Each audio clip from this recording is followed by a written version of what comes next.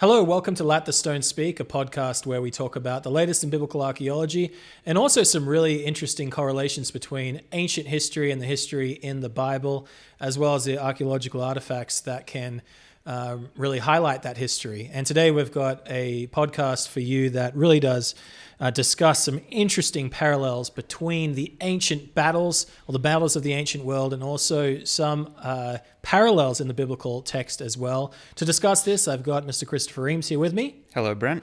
Thank you very much for being here. You've written this article, Famous Ancient Battles Not Mentioned in the Bible, or Are They? And this is just, I think, for people that are probably outside the biblical world, they like history, they would have heard of these specific battles, I think. And then what you do is kind of discuss the battles themselves in their larger context as brought out by ancient texts and ancient discoveries, and then look at what the Bible says about this same period, whether the specific battle is mentioned or maybe the scene that the Bible describes is very similar, I would say, and parallels these historic events. So you go through three of these parallels. Actually, you go through far more in your article. We're going to discuss three of these. We've got to leave something for everybody else to go ahead and read this. Let's talk about this first battle you mention here, one of the famous battles of the ancient world, and why we might see a parallel to it in the biblical text. Okay, sure. I will say from the outset as well that generally what we speak about for biblical archaeology, we take something described in the Bible and we look for and see if there's any evidence for it. Now, this article is kind of flipping it on its head, right, where we're taking these well-established historical events that aren't so much mentioned in the Bible and seeing, okay, well, is this evidence of maybe the Bible being written at a far later time and not remembering these things, so to speak? Or are there actually hints toward these famous historical battles? So that's what I go through in this article, several of these quite well-known battles anciently in the surrounding area and time period right, of the Bible, but that aren't so obviously mentioned in the biblical text. And there are some really interesting parallels and information we get from the Bible about these battles. And so the first one I go through is the Battle of Kadesh, and that took place between the Egyptian Empire and the Hittite Empire around about 1274 BCE. And this took place on the border between what is modern-day Lebanon and Syria. And this was a huge, huge battle. It's widely considered to be the biggest chariot battle in known history. There was anywhere between 5,000 and 13,000 chariots in that battle. 70,000 combatants. So it was a huge battle. It's the earliest well-documented battle from the standpoint of formations, military strategies. So it's a huge battle for the ancient world, and there's no mention of it in the Bible. right, Or is there? right. So this is kind of the gist of the article and these battles that we'll go through. So chronologically, this Battle of Kadesh fits with around about the middle of the Judges period.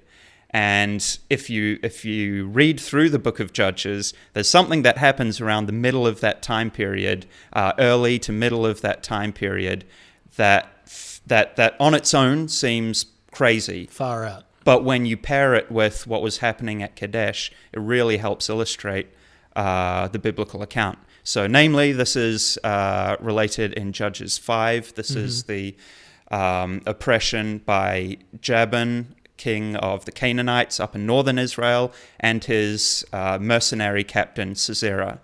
And as part of their force with which they dominated the region, they had 900 chariots. Now, this is the only significant mention of chariots throughout the Judges period, and right, it specifies 900 of them, and that's a ridiculous number. That's right, a huge number of chariots. And a lot of people have used this to kind of, well, this is obviously some author from a later time jazzing up the numbers a bit. Yeah, because this is crazy right, for this territory to have that kind of power. Even for later kings of huge nations, that's a strong force. Mm-hmm. But when you pair it up with what was going on at Kadesh and just the flush of chariots into that region in the early 13th century BCE, actually, that matches up quite well chronologically with this biblical account. And if you go through the biblical chronology, this account of Sisera and his 900 chariots of iron, as they're described, that fits probably in with a few decades after the Battle of Kadesh. So it makes sense to have this flush of chariots in the region. And as inscriptions talk about, a lot of the Hittite chariots were kind of left in the battlefield.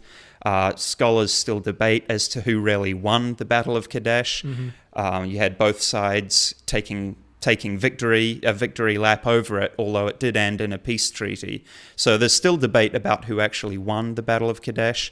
But needless to say, you have this huge swell of chariots into the area at this specific point in time. Right. And then just following that, we have this biblical account of a huge chariot force Right. And in the region. If people don't know their geography, I mean, when this is talking about Jabin, the king of Hatzor, king of the Canaanites, if you continue from Hatzor further to the north through the Bekaa Valley, that's going to head you right into this direction of where this battle took place, further to the north. So even proximity-wise, Right. it makes sense. And even you bring out in your article how it could be that these chariots of iron further replicate the Hittite chariot rather than the Egyptian chariot, and that Jabin could have nabbed a few of those for his own army. You also have an interesting discussion about Sisera, the mercenary that was used to lead this army of the biblical Jabin, and how his name has some interesting origins also. Yeah, that's right. Even the name of the captain is a hint toward one of the chariot divisions of the Egyptian army. So there's been a lot of discussion about who Sisera could have been. It seems like he wasn't an Egyptian himself, may not necessarily have been a Hittite either, but perhaps a mercenary. One of the theories is from one of the Mediterranean islands. But anyway, his name, Sisera, is a close match to the Egyptian Ses Ra, which means servant of Ra. And so for the Egyptian side, they had 4 main chariot divisions at the Battle of Kadesh. And one of them was named Ra, after the god Ra. So there's a good hint toward him perhaps having been over that group of chariots. Probably something we'll never know, but interesting attachment there, connection. So let's turn our attention to Egypt now, and around 100 years, I suppose, after the Battle of Kadesh, and we're going to talk about another famous battle that has some echoes in the biblical text as well. Exactly. This is the Battle of the Delta. Nile Delta, I suppose. Yep, exactly, the Nile Delta, and some surrounding battles as well that Egypt took part in. So this was around 1175 BCE, around the time of Ramses III, Pharaoh Ramses III. And what you have geopolitically at this period is a really strange period, wrapped up in the debate about the Dark Ages, the Greek Dark Ages, the Bronze Age collapse. And what you have in certain Egyptian inscriptions, among other things, is this wave of people, Mediterranean people, coming into the Levant and Egyptian territories and besieging them for whatever reason. And these people are known as the Sea Peoples, kind of enigmatically known as the Sea Peoples. They're listed as including a range of different people, but among them especially the Peliset people. And the name Peliset is a good match with the Philistines of the Bible, as in it's a perfect match for that of the Philistines. And we've talked about the Philistines earlier on an earlier episode of this program, about how the Bible describes 2 separate branches of the Philistine people, or the people living in the Philistine land. And that's the Canaanite Philistines initially, described in the book of Genesis.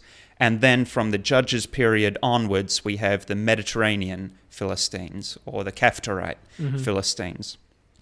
So what you have, again, dating chronologically to about the middle, post-middle of this Judges period, you have this massive series of battles taking place, especially documented between Egypt and the Sea Peoples. So Ramses III, he defeated the Sea Peoples up north in Syria, He rushes back to Egypt at this time because he knows there's a sea invasion coming, and he set it up perfectly in order to lure the sea peoples and their massive sea fleet into the Nile, and then to ambush them with his own people.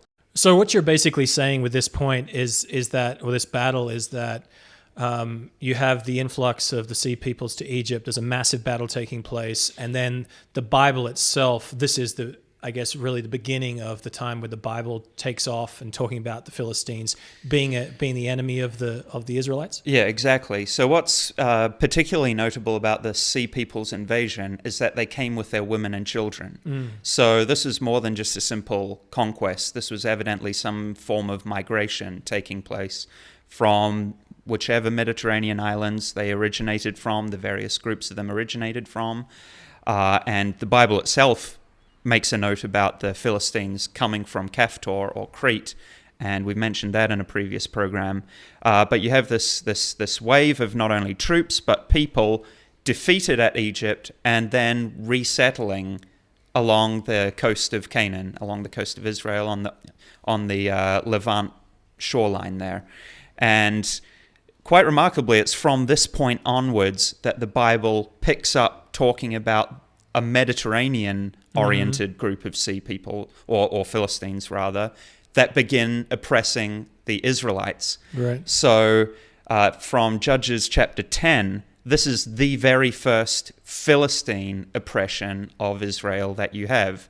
And then if you read on from Judges chapter 10 through to Judges 13, 14, 15, it's like a snowball effect. There's one Philistine oppression after another. So it's like all of a sudden there's this emergence of this Philistine group that immediately begins oppressing the Israelites. And that fits really well with the invasion of the Sea Peoples, their attempt to perhaps settle in Egypt along the coast. Pretty close to where they did settle. Yeah, exactly. And they're repelling by Ramses, and therefore they're resettling about as close as you can get along the Levantine coast, bordering Israel.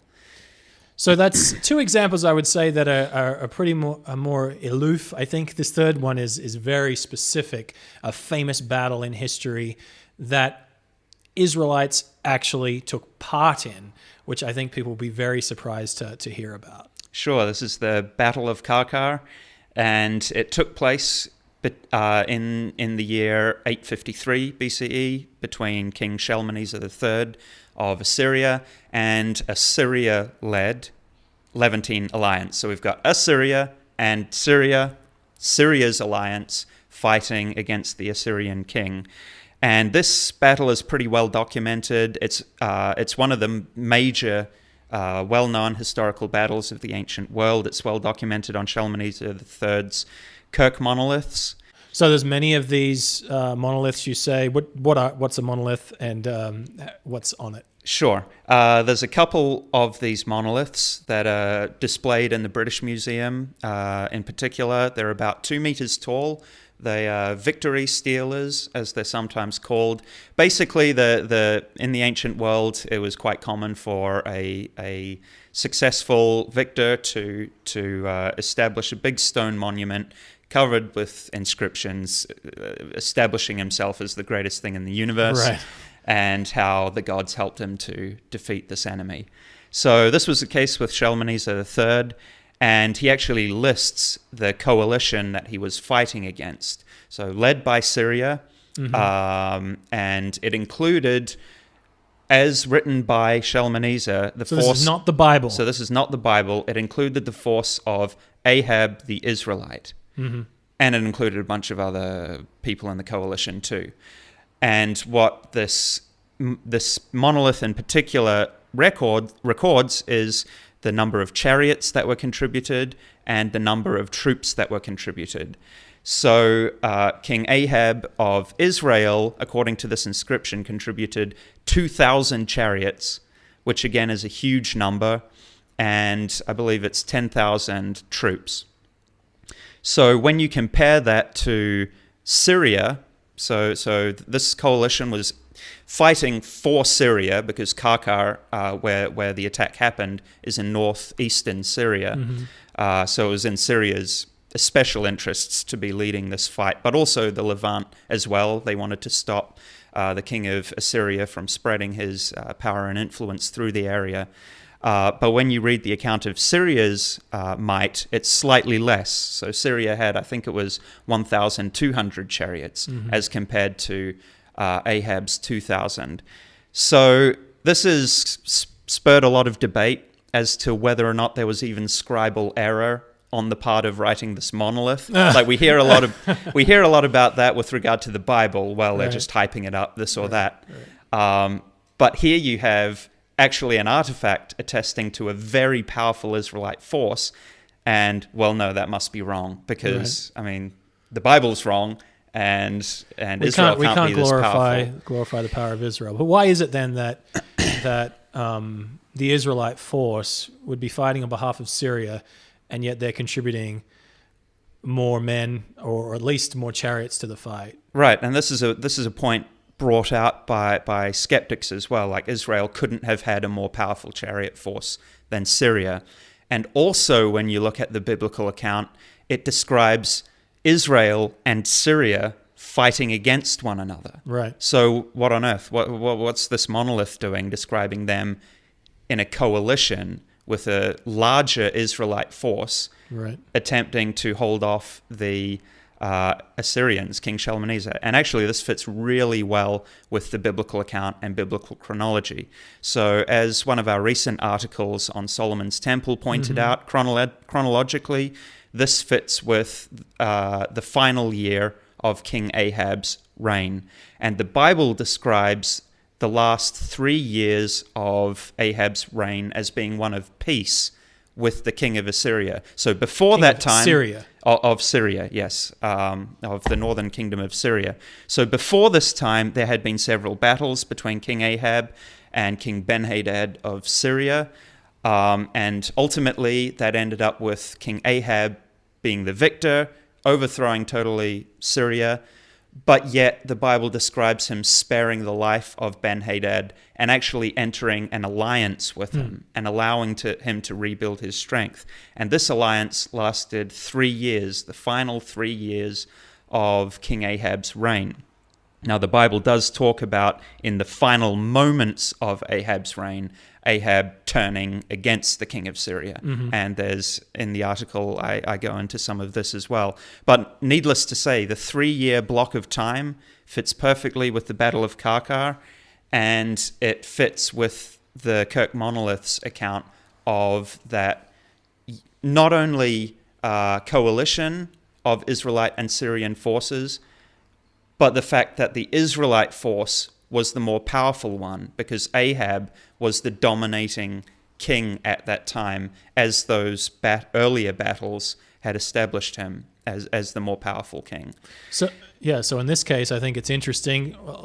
As you say, most of the time we use secular history or archaeology or inscriptions outside the Bible to help us understand the biblical events, but in this case, the Kirk monolith, I mean, the Bible can kind of help us understand some of the scenarios or the reasons with these different number of forces from understanding the biblical text as well, and that's pretty interesting. Yeah, exactly, and it helps illustrate the Bible, and it helps illustrate several points as well, because the Bible talks about from that point of Ahab's death. Right around that same time, you have the Moabites rebelling. And that only makes sense if Israel had lost so much strength at the Battle of Karkar, in which the king of Assyria was ultimately victorious. Like, the king of Assyria just wiped out 2,000 chariots, 10,000 soldiers of Israel. Right. So that also helps explain why, in his final rash decision, King Ahab would perhaps turn against the king of Syria, right. Because of this failure of the Syrian king at Karkar. And it could also help explain why King Ahab elected the forces of Judah to help him defeat the king of Syria if his own Israelite forces had been hollowed out so much.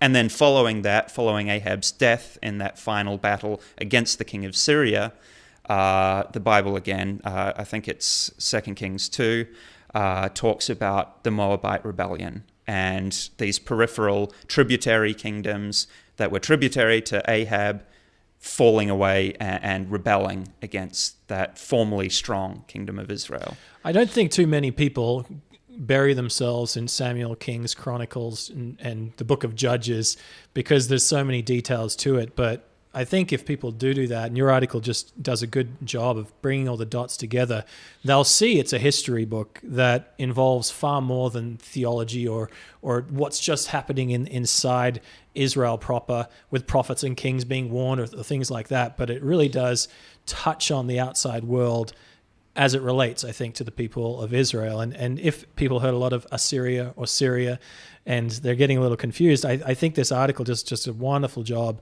at putting the biblical event in its right context with this Battle of Karkar. What other, we're not going to touch on these, but maybe you can talk about another couple of examples you give in your article about how these massive conflicts that people will know in the historical world are featured in the Bible also. Sure. Well, to give you a teaser of what comes throughout the rest of the article, we've got a little divergence on the siege of Samaria, which is a little bit different because it is mentioned in the Bible and in historical texts. But what's really unique about this is that there was also an Assyrian insurrection, so to speak, a palace coup that was going on at the same time that's almost deliberately hidden from history and in a way the biblical account as well. So just to leave you with that, there's an explanation of that and hints toward that taking place in the Bible. We also cover some of the Persian and Greek wars. Many of our listeners will be familiar with the Battle of Thermopylae, the 300 Spartans, and some of the surrounding battles, Plataea and Salamis. But maybe they're not so familiar with the connection to the book of Esther. So we go through that a little bit in this article. And then I couldn't resist. We have to get into the Battle of Troy right. for this article. So this one I put right at the end. It's more of a mythological account that we know of from Homer. But actually what archaeologists have been finding is that there is a real core historicity to Homer's account. And right. a lot of these other historians' accounts who speak quite categorically about this battle. And there's some really interesting biblical information that hints toward this battle taking place. So you'll have to read the article to find out some of that information, but I'll just leave you with that teaser for now. So this article is entitled Famous Ancient Battles Not Mentioned in the Bible, or Are They? It's been written by Chris, and you can go to armstronginstitute.org to find this article, to catch you up on more of the details and some of the historical sources Chris goes to back up some of his claims. And you especially want to read this for the part about Troy. I think you'll be very interested in that part of it as well. So that's the website. You can also, if you want to send some feedback on our program, Let the Stone Speak, you can write emails to letters@armstronginstitute.org. Don't forget also, if you haven't signed up for our free magazine of biblical archaeology, it's called Let the Stone Speak also. You can get this for free, as I said, by going to the website, and you'll find it there on the front page. Or you can just send a request to, again, the email letters@armstronginstitute.org to get yourself a copy. Please avail yourself of this article and this information. Thanks for joining us today. Thank you very much, Chris, for writing this and bringing it to us. My pleasure. Thanks, Brent. And thank you again for listening, and we'll talk to you next week.